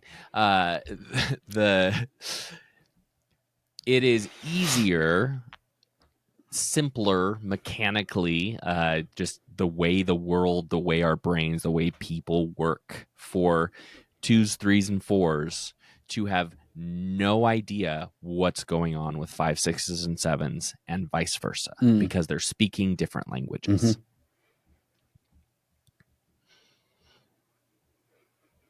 That's exactly right. Jeff, what else you got? As I'm looking at the list, I don't see a lot of pairings except for the 2s and 5s. And there's the reason is something we referenced in our affect group podcast. The 5 is really going to bring something the 2 doesn't have, and the 2 is going to bring something the 5 doesn't have. And so they are connecting because of the gifts that they bring to one another. But the 6-3 combination, Tyler, that you're in, we've talked about your marriage a handful of times, that's a yin yang element. Mm-hmm. And this may be a big part of it. In terms of priorities, I think is what I suppose I would guess, like the 6's priorities versus the 3's priorities, I imagine are really, there's motive, your motives, you're taking in the world and establishing your motive. And if they're complementary, then you're going to be a full person, as it were, in a marriage. But it's going to be a yin yang dynamic. Yeah. I've been shocked though at how many 3 and 6 combinations I've run into recently. Mm-hmm. I mean, I've done 3 couples counseling sessions over the last year and a half that are 3 and 6 combination. Well, yeah. And I just ran into Steph Barron Hall on the Ennea Summit here is a 3 with the husband who's a 6. So I keep running into it, even though it sounds rare. This combination's unique in this whole pattern, and it's because the 6-3 share a line, and nobody else here shares a line. And so relationships on the line are really important to name, because the 3 is getting pulled into security by the 6. Like your secure self is embodied in your spouse, and your spouse who's the 6 is finding the healthy side of her stress number in your 3-ness. You live in her 3 number. And so you have tools to navigate that space with some class, power, energy. And so when she stumbles into, her stress number awkwardly, and she's in 3 space and trying to get other people's attention, you can clap her on the back and say, this is how it's done. And rise up, and all of a sudden you're a foundation of energy for her to engage high side, stress, the high side of her stress number. And you both attach. Mm-hmm. Yeah. It's interesting because she's in the head triad, but she doesn't have productive thinking. Mm-hmm. And I, as a 3, am in the heart feeling triad, but I don't process my emotions. Mm-hmm. I'm emotionally stunted, and it needs to do more work at figuring out my emotions and feelings and maturing in that area of my life. So that's a really interesting dynamic. But at a core level, I definitely see how our underlying emotions clash with each other, with her fear and my shame. Yep. Mm-hmm. Clash quite a bit. And I just wish I would have known this early on in my relationship with her. It just would have made so much more sense. I imagine for you, both of those are obstacles to the goals that you're pursuing. Yeah. Fear and shame need to get pushed aside because you got bigger ambitions, correct? Yeah. And notice the feeling oppression move for the 3. There's the nugget.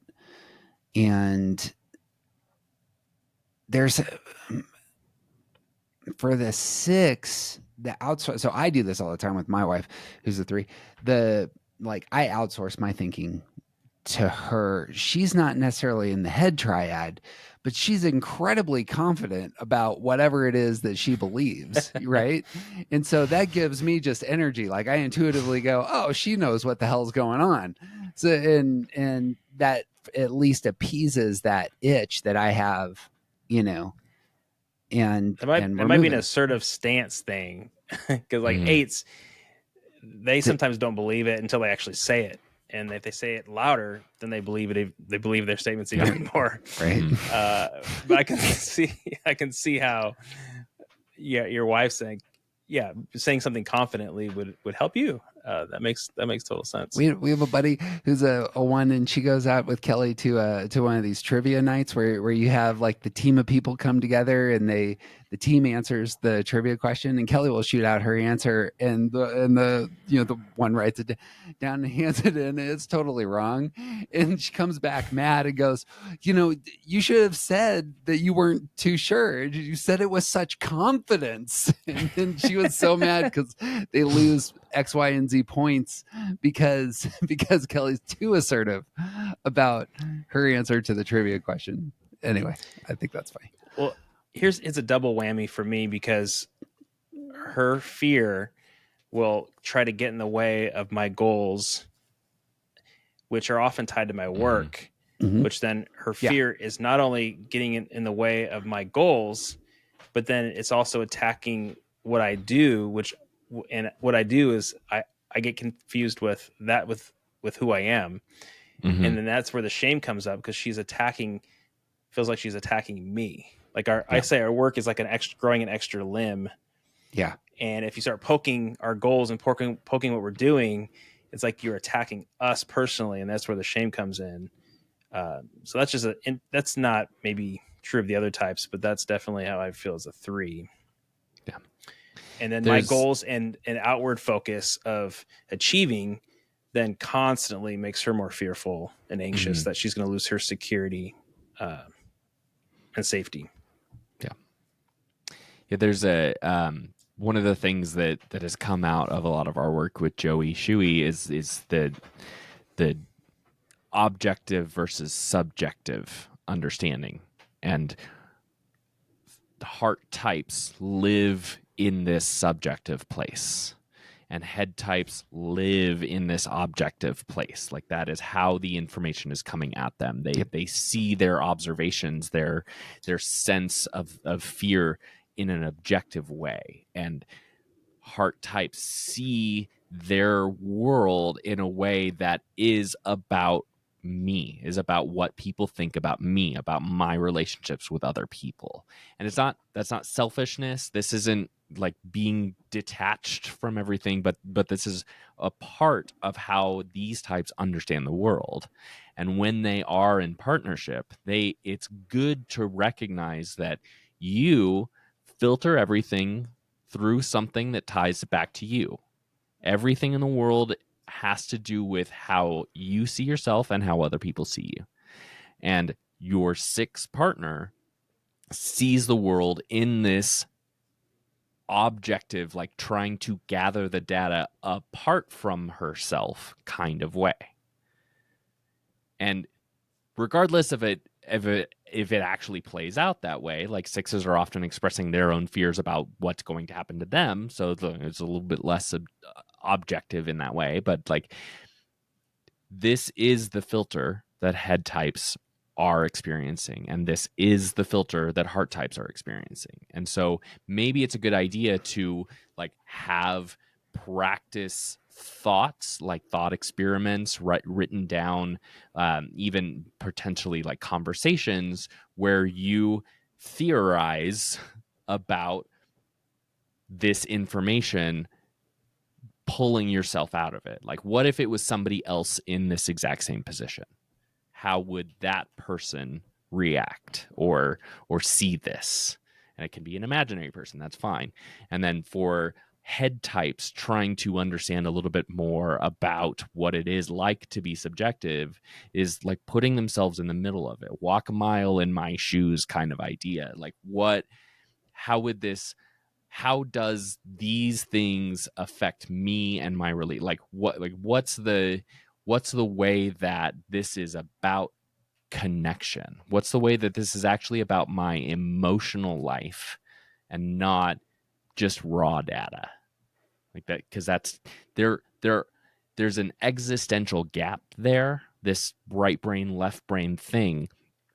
But everyone is born with both right and left brains. Like we are all a 3-part person, head, heart, and body.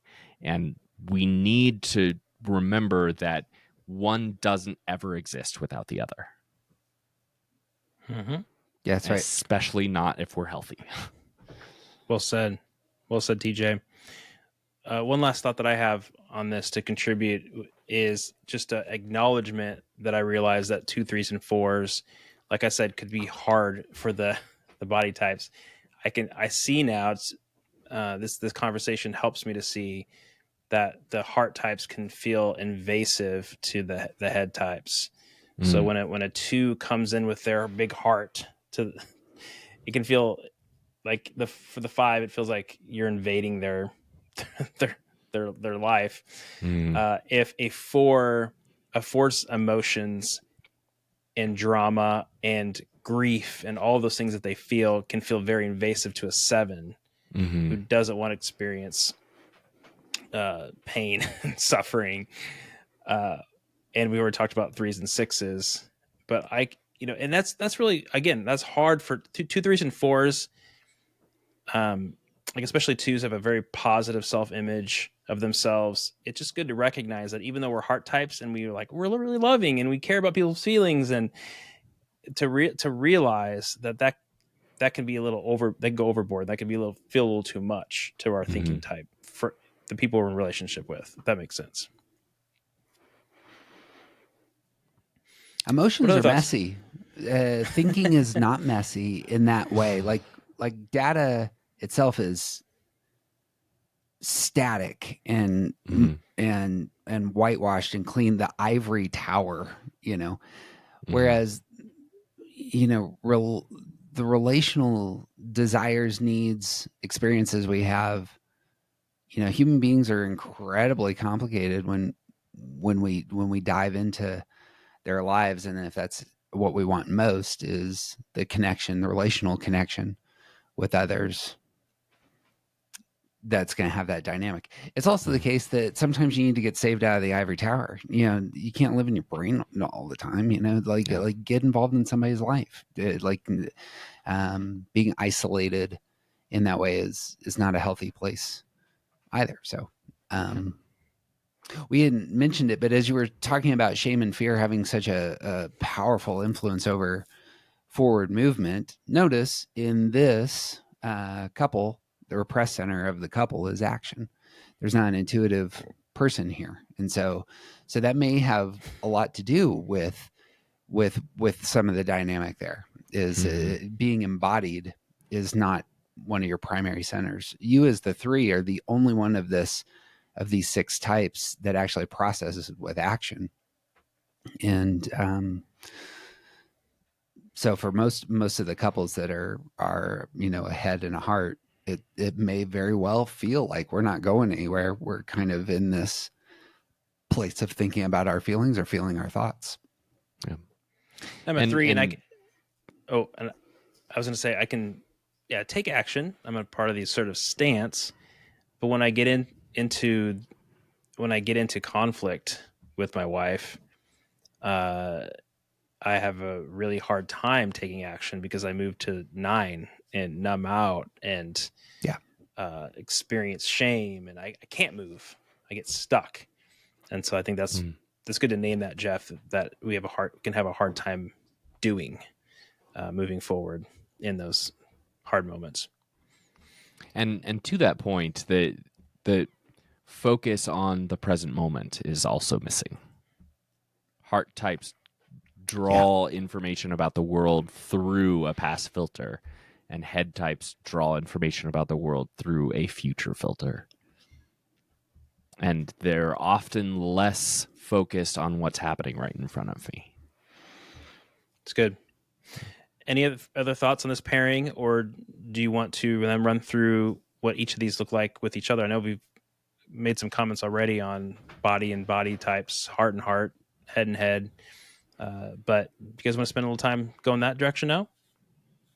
I had nothing more to add. Yeah, it was really just those. The 2 and the 5 and the 3 and the 6 in terms of romantic pairings is what struck me here. I imagine, however, where this really might come out is perhaps in parent-child relationships or in work colleague relationships, because in those places you're going to see a little bit more of what we've been talking about, that there's dynamics at play here that may be difficult to overcome at first, unless you're a healthy person and are going to work through some of this. So like TJ and I have talked about parents who are like a 7-4 pairing, for example. Like that can be a very difficult combination, because 7s are all in the future and 4s are all in the past, and one's all the emotion in the heart, and the other one is completely separated from the feeling center, the 7. And so like, what does that relationship entail, as you're moving forward? But on the flip side, like I see my wife a 3 and my youngest child, a 5, and they have a tremendous relationship, but they are coming to the world from such different spots, and bringing a lot of perspective the other doesn't share, so that when they communicate, it's super enjoyable to watch. Mm-hmm. Good. Yeah. Great thoughts. So what is the body and body 8, 9s, and 1s in relationship with each other? What that might look like? To swing back, did we hit that? We talked about it a little bit on the front end. We could skip but that. The combinations? Yeah, I don't have anything to add to that. I suppose, what is worth adding, and we didn't say it with them, is you're going to have a double repressed center here. You don't have the 8, 9, 1 are going to be all about their intuition and spaces. And so both the emotional, nobody's bringing in the world through their emotional center. Nobody's bringing in the world through their thinking center. And so you might have a double blind spot there that's really worth naming. So if you're in a parent, so I have a good set of friends, lesbian couple, adopted a high school, kid, and just had real trouble. He was probably a heart type, and they're both body types. All they want is for him to do something, and all he wants is for his 2 moms to realize, what's going on in his heart and emotions, and what sets him apart. It's a very interesting dynamic, that's going on there. But I mean, it was just this is what we're hoping he does, is what we're hoping he does, kind of element there. I know a few 1 and 8 couples that are close to me, and for them it's just their bodies both get tense when they're fighting over their black and white issues. Like the one's like, I know what I want. The 8's like, I know what I want, and there can be a lot of sparks there. And then I'm going to lunch or dinner with a friend tonight who's a 9 married to a 1. And you see a lot of 1-9 combinations, which there's some yin and yang. I mean, they're in the same triad, but they have a lot of differences, but still have that same underlying emotion for sure of anger that could probably clash. The thing about the 1-9 relationship, the 9 can be a magnet or a stiller of the anger of everybody, which can be incredibly helpful. 1-8 doesn't have that. 1-8, the anger is coming from the 8 into the 1, and the 1's anger is going inward. So it's that doubling down of the flow. We talked about that in another episode, but that channel of anger going from the 8 into the 1 can be, a dynamic there. 9-8 also is a relationship that's real common though. Good.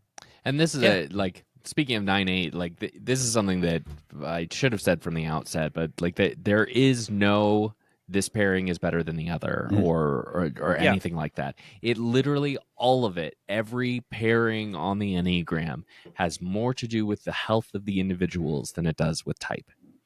And that is the rule. If you want to be in a successful relationship, don't look for your perfect Enneagram partner.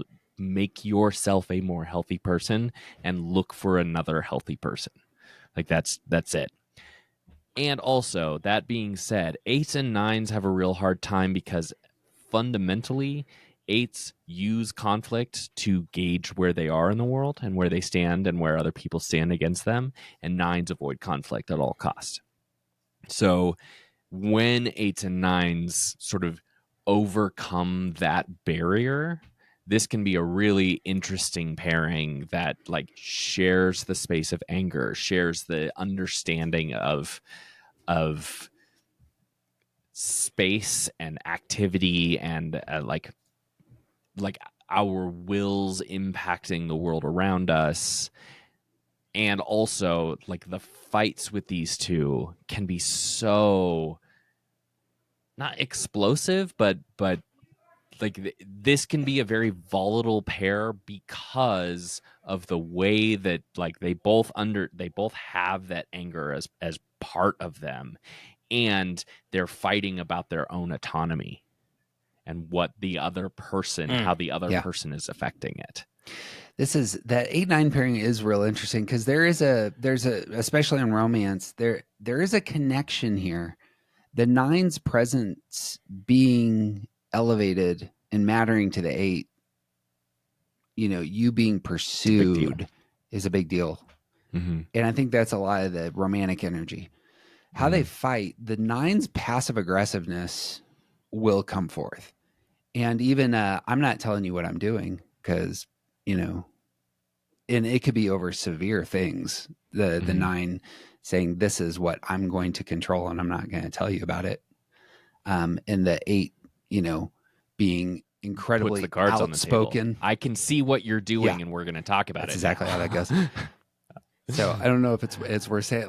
I've seen this in terms of even family planning decisions taking place by the 9 in ways that the 8 was not happy about. Elevated passive aggressive tactics for controlling what they want to control. Yeah. And then it breaks down into spheres. The 9's going to say, I'm going to control this space. In the 8's, I'm going to control this space. And there's probably going to just be a happy handshake that you stay on your lawn, I'll stay on my lawn, and we'll come together in the spaces that we enjoy. Yeah. Jeff and I sort of have a third business partner that is an 8, and Jeff and I have to regularly communicate about certain things and make sure we're both on the same page. And the 8 and I only ever have to make sure we're on the same page about something that's changing from the last time. Other than that, he does his job and I do my job, and we don't really need to ever discuss that unless we're impacting each other in negative ways. I don't care what he does in his job unless it impacts me. Yeah. There can be healthy mutual respect there of a different, a higher level too, I think. Yeah. On the God. No, I've heard, so correct me if I'm wrong, TJ, the self-pres 9 is probably it seems those friends of mine tend to have more 8-wing and tend to be the most stubborn or dig your heels in. And so I was just thinking, okay, if you're a self-pres 9 with an 8-wing, married to an 8, or in partnership with an 8, I don't know if I see that a lot, but if that did happen, it would be, here comes a flying object towards an object that's immovable. Yeah. And just a boom. Yeah. Clash. The immovable object and the unstoppable force. That can be a real thing. Yeah. Yeah. Yeah. Okay. Heart types and relationship with other heart types. I'll just jump in here first. Oh, that's okay, Jeff. Because I heard Ian Cron say, and I don't know if I agree with him, but he said, I mean, he was speculating that the 2-4 combination in his experience was the hardest marriage to counsel. These two heart types, 2 and a 4. And I don't know if you can say that there's one worse combination. I guess it goes against what we were just saying. No, it's going to be that flow again. It's the identical flow of the 8-1 that all the energy is going towards the 4 here. The 2 is self-giving 7, and the 4 is the vortex, as it were. Yeah, and even amongst that, the 4 wants the 2 to share themselves, and the 2 is a part of the way that we teach about 2s is that 2s are shutting down their own internal desires and needs in order to serve the other, and all the 4 wants from the 2 is to see their inner desires and needs and the true inner self that's going on. Mm-hmm. So. And if all the heart types are looking for external validation and they're unhealthy and they all feel empty, and they're constantly looking to each other to fill them up, give me validation, fill me up, and the other person's like, well, fill me up, and it's just like this loop, this unhealthy loop. Maybe there's codependency that can happen. That's just something that I think about first when I think about this pairing. I do. I think it's that energy. It's also I don't know what you can say about counseling on this front. And it may be the case that he being a 4, maybe he's not the right person to counsel that couple. It might be better. This is again a repressed center sort of thing. Is 2s, 3s, and 4s are not going to have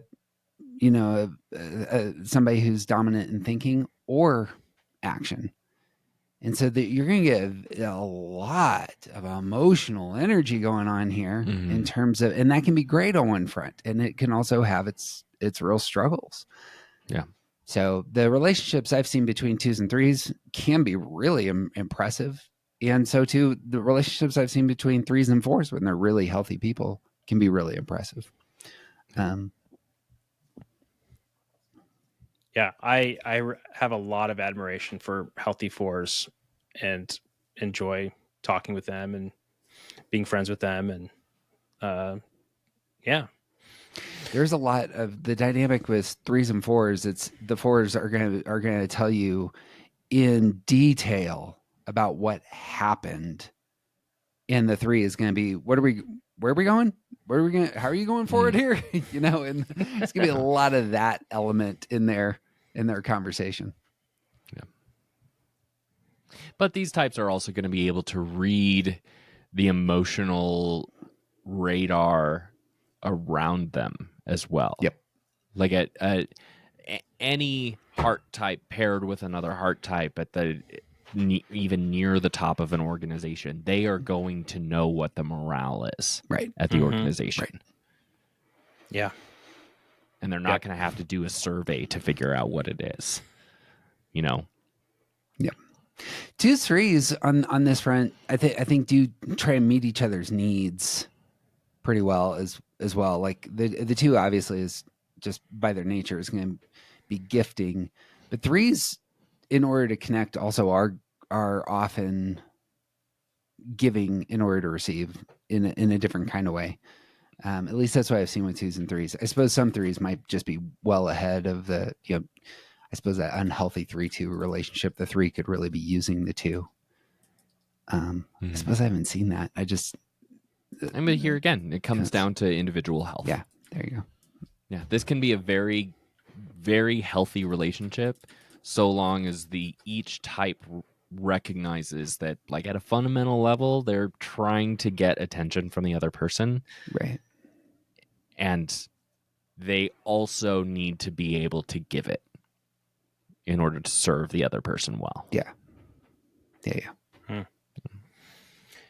Any more thoughts on this pairing, heart and heart, or do you want to talk about head and head? Yeah, so the head and head again, you're going to be repressed in terms of not going to have someone who's drawing in the world emotionally, not going to have a body type. A lot of thinking going on here. Mm-hmm. A lot of planning, a lot of what's coming, and we need to be prepared for that. And the schedule is all blocked out because we need to know who's going where and which person is dropping off the kids and which person is picking them up and where they're going, and like they make sense of all of the information. Like, that is going to be a natural sharing for this pair, is making sense of the data. What's interesting here on the polls, the 5-7, they don't have the same dynamic as 8-1, 2-4. Here, the 7 is leaving and the 5 is bunkering down in some sense. In terms of their response to their underlying feeling. So, like, fear motivates the 7 to move. Fear motivates the 5 to solidify, get a little bit higher walls. And I've even heard, like, to that point, I've even heard multiple times interviews with a 5 or a 7 who has a partner who is the other, and, like, at some point in their relationship, they realized that they should take 2 cars to parties. Right. And the interesting thing for 2 about different reasons, right? Yes, because the 7 wants to be like, the 7 wants to party. Yeah. And, like, if that's the thing that they're committed to that night, then they'll stay there until they're done. But what if And there's the 5 wants to go home 5 minutes after the party starts? It could also be the case that they show up and there is no party. And the 7 and says, so the 7 I don't wants want to be go here. somewhere else. That's exactly and the 5 still wants to go home. Like, the well, the 5 might show up energy. And go, yeah, go ahead, sorry. Yeah, the energy of the event is what they're both focused on. Right. And when the 5 is drained, they want to leave, and the 7 wants to experience life and live life and, like, stay out and all these things. And I think the fact that, like, these are both head types and they didn't know, like, what, they don't feel bad about this when they come to this conclusion. Right, yeah. If there was a heart type involved in this decision, there would be a sense of, why don't you want to be at this thing with me? Why don't you want to go where I want to go? But the 5 and the 7 who take 2 cars, this is a very practical way for us to experience this life that we live together, and to, like, you can do your thing and I can do my thing. You can do what you need and I can do what I need, and I hold no emotion about it with you. Both of them targeting stability, both of them targeting safety, and they get there in different ways. And I suppose it's probably the case you kind of understand this is who my partner is, because the understanding is a primary. And exactly right. Like, emotion, why would we need to talk about the emotions here? Yeah. 6s might be different, though. I don't see this pairing a lot. I don't see these paired a lot. Do you guys? I mean, I know some 6 and 7 couples, but I'm struggling on the other. Very good friends who are 5-7. Notice this. They're in Italy, right? They come back from Italy to their house, and one of their pipes had broken in the top floor of their 3-story townhouse. Destroyed everything within. She's 8 months pregnant. She's a 5. He's a 7. He goes on a vacation the next week because that she knows that's what he needs, and she needs to nest. And so he does a ton of work in that week prior to the vacation to get everything arranged, problem solved, do all the things. And then he's gone because she knows that's what he needs. And what she really needed was just to get her stuff under, she has her list. She's she's an event planner is what she does. So she's going to knock out, here's how the plumbing works, rebuilding the floors, insurance is paying for it all. I'm going to create a space for my kid who's coming in the world. And they were both very comfortable with that solution. So good, guys. I need to, as a wrap up, I need to make sure my kids are still alive. But that can be important. we broke the record again for this conversation, and I love it. I'm sure some people are still listening in because it's a very, very valuable conversation. I mean, the combinations make it kind of an endless conversation.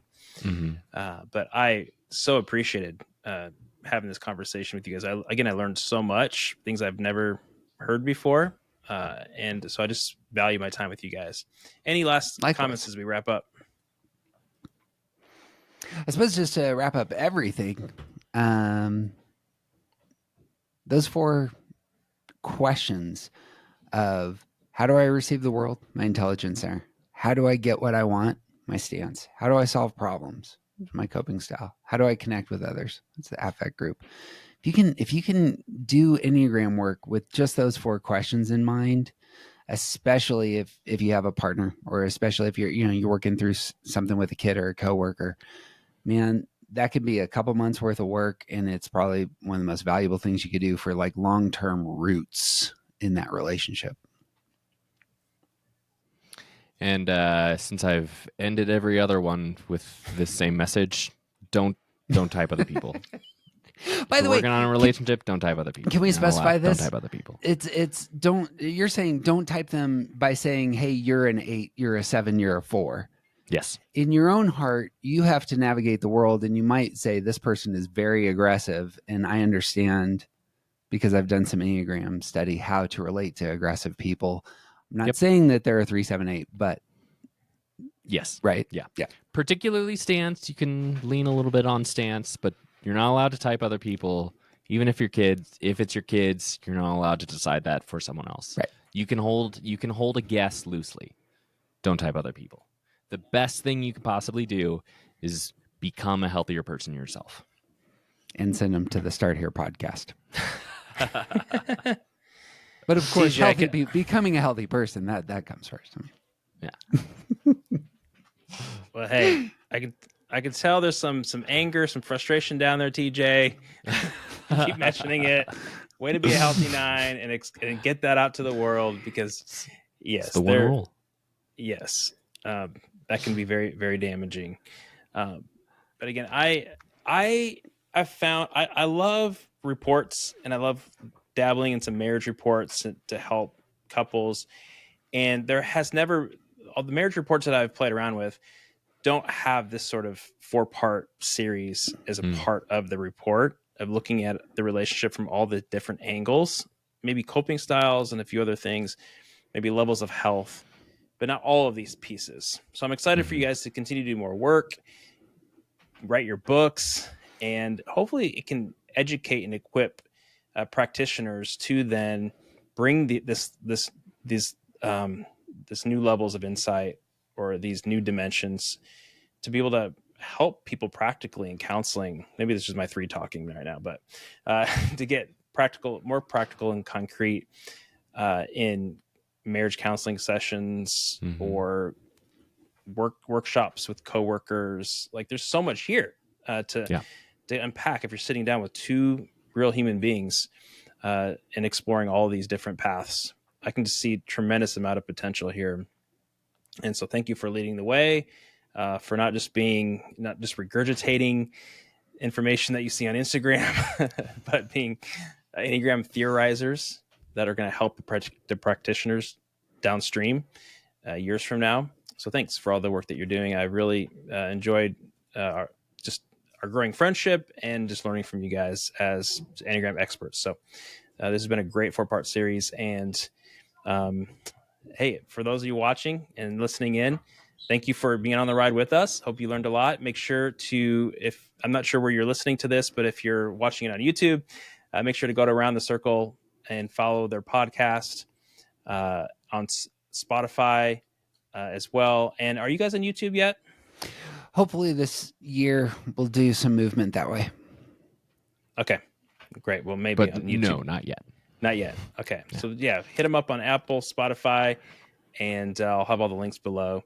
But thanks for joining with us, and make sure to go back and watch all the previous parts 1, 2, and 3 if you haven't already.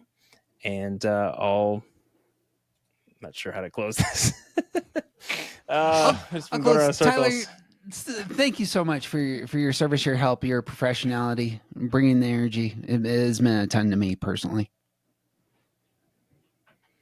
Yeah, me too. Glad to be here. It's been great.